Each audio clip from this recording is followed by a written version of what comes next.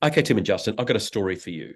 I was talking to somebody on the weekend and they were telling me about the point of sale software they're using, how they really like the software. And I said, how much is it costing you? And they said, oh, look, it's only like $80 or $90.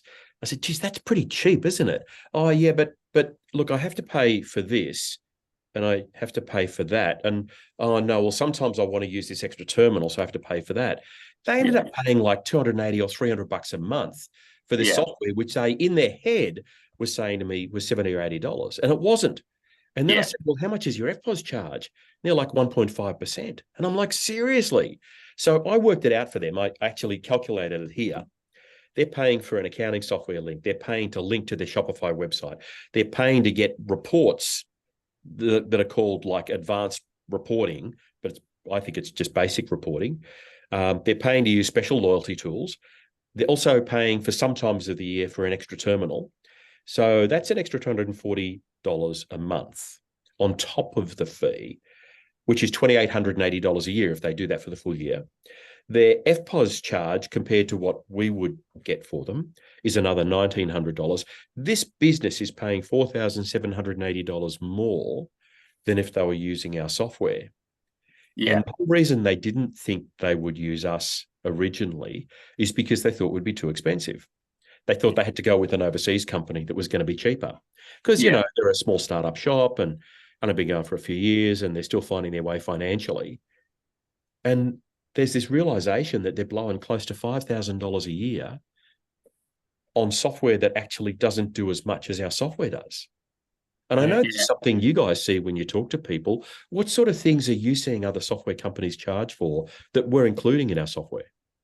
Look, I had one. It's only about 20 minutes ago. Actually, I had someone call up looking at changing.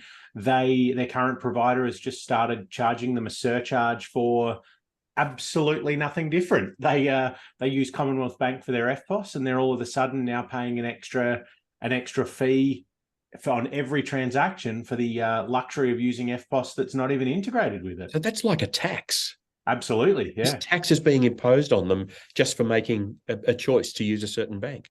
Yep. Yeah.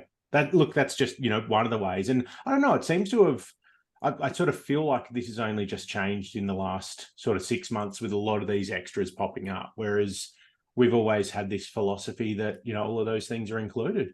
Yeah. Yeah. Justin, what about you? What sort of things are you seeing?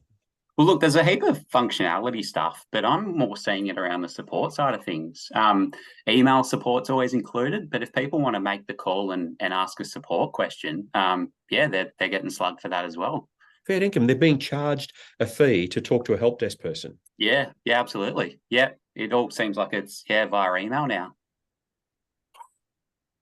We're in the wrong business. Look, people have got access to our help desk for free. It's all included in the bundled rental price.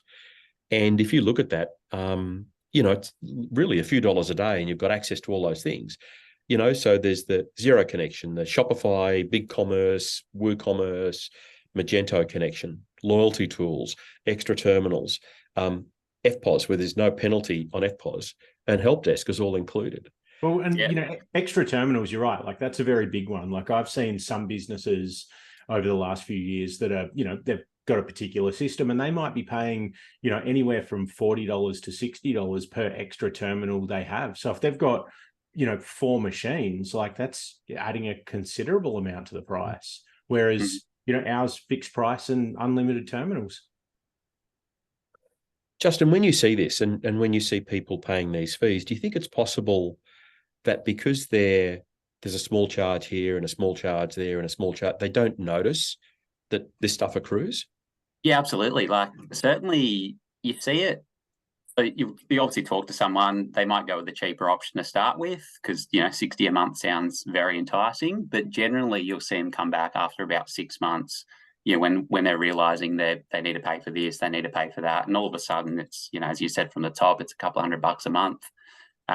But to start with, people just want to go with the cheaper option and realize it's, a bad decision. We see this particularly in overseas point of sale companies. They have very deep pockets in terms of marketing spend and things like that. How do you get the message through? How do you let people know we do videos like this, but how do you let people know that they should be careful about how much they're spending? Yeah, I don't know. It's a big question. Yeah, $1 million question. At the moment, it's them sort of realizing, they've sort of made the mistake after a couple of months. But I don't know. It's just, people are time poor. They don't really have, the time to sort of go through things, like compare, providers with each other. It's more just they see the cheaper option, and that's the enticing thing. And, as I said, after about 6 months, they sort of, realize they've made a mistake. It's kind of like the TV services. I was at somebody's place the other day, and there was a particular film. I said, you should see that, and they had a look, and they found out that it was on Disney Plus, and they said, oh, we don't have Disney Plus. And then the other person said, well, we do actually, because there was that movie. Remember that movie 3 months ago, and we signed up for it. Oh, I thought you cancelled it. No, I didn't cancel. I thought you cancelled it. And so there's this whole thing. So they've had Disney Plus for 3 months and they haven't used it. Yeah. So we had a look. They had Disney Plus, they had Binge, they had BritBox, Stan, Netflix, Amazon, and Apple. Yeah. All on this TV. And they reckon they use 3 of them, and the others they don't use. And it's only, $10, $12 a month, and they don't notice it. And, they're both working, so they can afford it. But I think it's the same with businesses. You add on, the Xero link for your accounting software, or you add on the Shopify link. You think, because I need that to be able to sell things. That's only, in the case I was looking at here, that was $50 a month. Yeah. But if they're paying extra for that, we're giving it to people for free. And the whole reason we do that is because we only deal with local small business retailers, and we know that money is tight.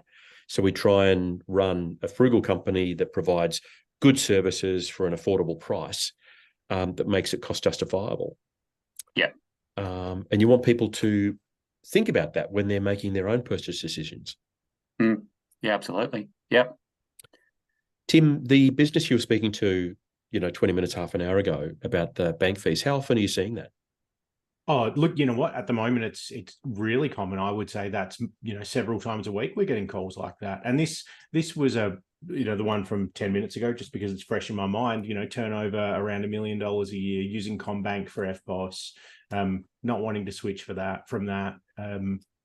It's really common. Yeah. Sorry, you're going to say something then? Well, no, it's just one of those things that I don't get why a software company is demanding that you use their payments platform. I mean, I understand why they're doing it. They're doing it because they want to make money from it. Yeah. I get that. But, we make money from creating software. We don't make money from a per transaction fee on our customers, because I think that's wrong. I think ethically that's wrong. I think social responsibility wise, that's wrong. And as soon as a software company is not making money from its software, but it's making money by having this toll or this tax on everything that retailers do, I think that changes the nature of the software company. Well, it does. And the rate they're paying today, is that going to be the rate they're paying tomorrow? It's a big thing to change systems. Whereas if you've got that separate, it would be far easier to go, you know what, we're with CommBank today. We're switching to St. George, for example, or another bank, just change that one element. Whereas as soon as those two things are absolutely binded together, as a business owner, you're losing a lot of control. You are. And not only are you losing control, banking situations change. And by having the flexibility of jumping from one to the other could be a good thing for your business. And it's not a good situation to see. I know this video sort of came about because the three of us were looking this morning at a particular competitor, and the realization that in their case, the e-commerce charge was like $100 and something, $120. I want to say it was 180 or 100, might have been 195, including GST. See, I mean, that it shouldn't cost anything. Yeah, no, especially back to the data. Yeah.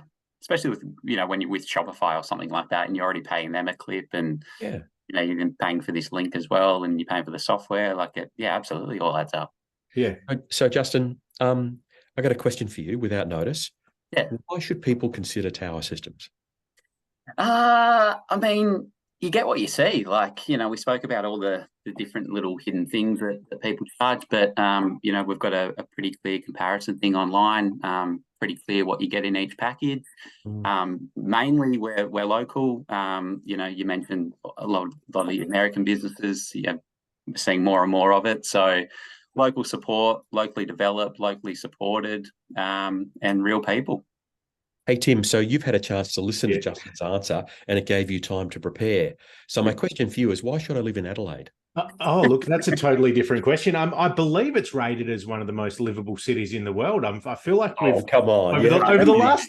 Seriously? Look, it's an Adelaide study, of course, but no, I'm pretty sure we've won a lot of awards. It's an affordable place. It's a lot of reasons to live here. Good people. Nice delusional answer there, don't you reckon, Justin? Yeah. Tim, why would you pitch tower? Look, I mean, I could just say ditto to Justin, but look, I don't know. I think the biggest reason for considering tower is the support that backs it up. Like, there's so many tools to use for support. There's great people. You just pick up the phone and call us. It's real. It's easy. And yeah, that'd be my number one. So, Justin, you've got a chance here to kind of combat what Tim said. You're on the Adelaide thing in the Gold Coast area. Why? Look, I was going to say weather, but I'm looking out at the moment and probably make a liar of me if I said weather. So, pictures. Yeah. Pictures. Yeah, that's it. Okay. Well, pretty boring. I'm in Melbourne, and Melbourne tops both Queensland or the Gold Coast and Adelaide because coffee culture. One of them, yeah. Coffee culture, food culture, entertainment, sport, whatever you want, Melbourne's got it. And it's pretty awesome. I don't have a window in this particular office, so I can just say whatever's out there weather-wise today is going to be awesome. But you could say a different thing in an hour. It's probably accurate as well. Exactly, yeah. We're up to season number 3 for the day. Yeah. It's crazy. Okay. So this person I was speaking to, $4,780 difference a year is a massive difference. People typically will use the same point of sale software for somewhere between 5 and 10 years. So over 10 years, that's almost $50,000 difference. That's $50,000 that can sit on the bottom line of the business. That makes the business far more valuable. Yeah. And I think that's what it comes down to for me. Yeah. Yeah, completely agree. And, I would add to that, like, things like insurances, a lot of people often research that to make sure they're still getting the best deal. I think add point of sale to that list and all of the various components that come along with it. It makes sense to do an audit of your business and make sure you're not paying too much. Okay. Thanks, guys. Have a great rest of the day. No worries. Thanks.